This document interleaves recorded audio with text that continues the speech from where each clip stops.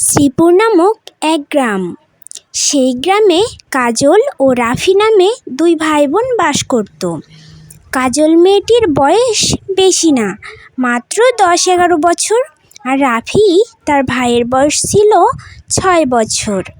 কাজল মেয়েটি এত ছোট্ট হওয়া সত্ত্বেও তাকে নানা ধরনের কাজ করে খেতে হতো, কারণ একবেলা কাজ না করলে যে তার খাবার জুটতো না। তার ভাইকে আর তাকে যে না খেয়ে থাকতে হতো। এই কারণে কাজল মেয়েটির জীবনে অনেক কষ্ট, সে অনেক কষ্ট করে জীবনযাপন করে। একমাত্র তার ভাই আর তাকে যেন না খেয়ে থাকতে হয়, এই জন্য কাজল মেয়েটি অনেক কষ্ট করে। তার কষ্টের কোনো সীমা নেই।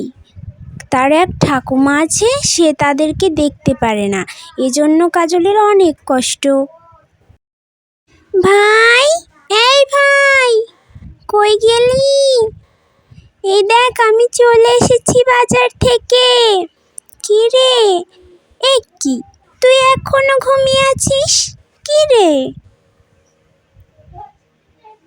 থাক, তাহলে আমি রান্নাটা করে আসি। এরপর কাজল ওর ভাইকে ঘুম পাড়িয়ে রেখে রান্না করতে রান্নাঘরে চলে গেল। দেখি কি রান্না করে দিতে পারি আজকে। ওকে তো ঘুম থেকে উঠিয়ে স্কুলে পাঠাতে হবে।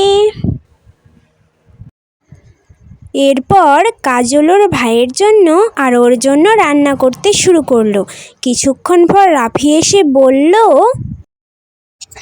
দিদি দিদি, তোর রান্না করা শেষ হয়েছে? এই তো প্রায় শেষ হয়ে গেছে, তুই হাত মুখ ধুয়ে ও ঘরে বস, আমি আসছি। ঠিক আছে দিদি, আমি ও ঘরে বসতেছি, তুই খাবার নিয়ে আয়। ঠিক আছে, যা, আমি তোর জন্য খাবার নিয়ে আসতেছি এখনই। এরপর রাফি রান্নাঘর থেকে বেরিয়ে গেল আর কাজল ওর ভাইয়ের জন্য ভাত বাড়তে শুরু করলো। ভাই ভাই, কি রে, তুই এখনো বসে আছিস? স্কুলে যাবি না আজ? না না দিদি, আজকে আমি স্কুলে যাব না। ঠিক আছে, কিন্তু এই রোদের ভিতর তুই বাড়ি থেকে একদম বের হবি না, বুঝলি?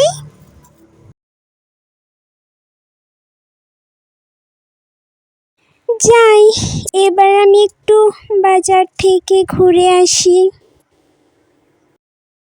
এরপর কাজলদের বাড়ির সামনে একটি বুড়ি কোথা থেকে যেন আসে।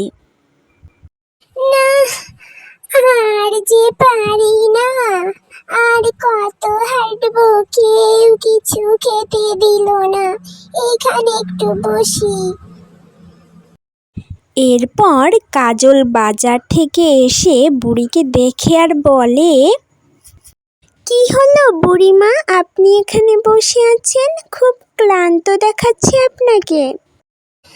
আর বলো না মা, সারাদিন কেউ দুটো খেতে দিল না, এদিকে আর যে চলতে পারি না গো, কি করব বলো তো।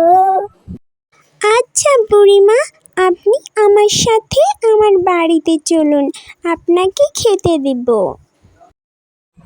হ্যাঁ মা, চলো, ভগবান তোমার অনেক মঙ্গল করুক, আশীর্বাদ করি।